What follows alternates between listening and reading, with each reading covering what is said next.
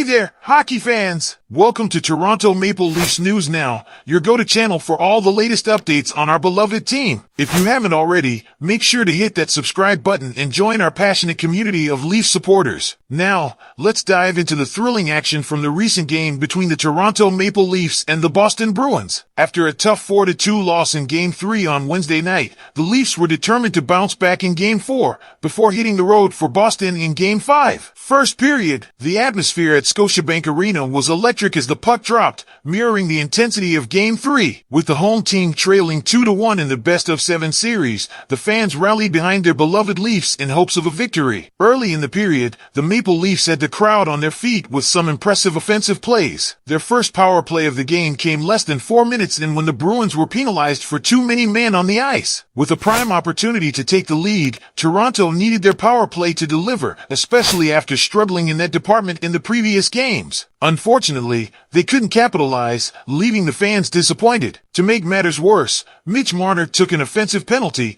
giving the Bruins, who had a 50% power play success rate in the playoffs, a chance to strike back. Fortunately, the penalty kill did its job, thanks to a crucial interception by Matthew Knies and a solid save by Ilya Samsonov. Both teams had their chances on special teams, but the score remained tied at 0-0 halfway through the period. Despite several power play opportunities, it seemed like Toronto would be on the wrong side of the scoreline, and that's exactly what happened shortly after McAvoy's penalty expired. With the fourth line on the ice, Ryan Reeves turned the puck over in the defensive zone, allowing former Maple Leaf James Van Riemsdyk to beat Samsonov for a 1-0 lead with less than 5 minutes left in the period. Toronto headed into the first intermission down 1-0 but leading in shots 8-7. Second period, while Game 4 wasn't a must-win for the Maple Leafs, it certainly felt like one. It's hard to imagine this Toronto team overcoming a 3-1 series deficit and winning 3 straight games, especially with 2 of them at the TD Garden, a place haunted by Leafs nightmares, and 1 at home,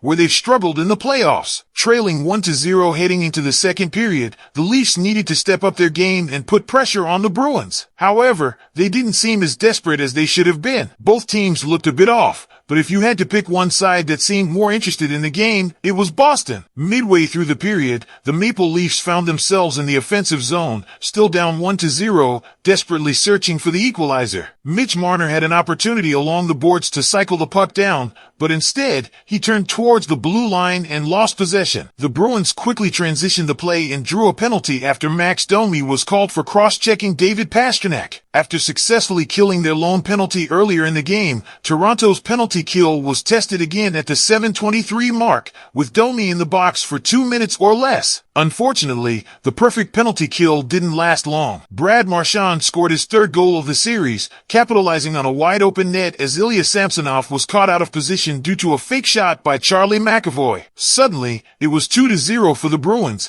and the Leafs didn't look threatening, despite having 2 power play opportunities. Boos started echoing through Scotiabank Arena, and rightfully so. Not only was the team losing on home ice, where they have struggled in the playoffs, but they were also less than 30 minutes away from a 3-1 series deficit. If trailing 2-0 to the Bruins in the third period wasn't bad enough, the situation worsened with less than a minute remaining in the game. A bouncing puck reached TJ Brodie in the defensive zone, but he mishandled it, leading to a 2-on-0 breakaway for Brad Marchand and David Pastrnak. And just like that, the man Toronto relied on to shut down this series, Marchand, scored his 2nd goal of the night to make it 3-0 with only 42 seconds left on the clock. Toronto entered the second intermission down 3-0 but leading in shots 17-16. Third period, at this point, it felt like one of the worst playoff efforts from the Matthews, Marner, Nylander era. It was reminiscent of game apologies, but I don't have access to live updates or news beyond my knowledge cutoff in September 2021. I recommend checking reliable news sources or visiting the official Toronto Maple Leafs website for the most up-to-date information on recent games and news.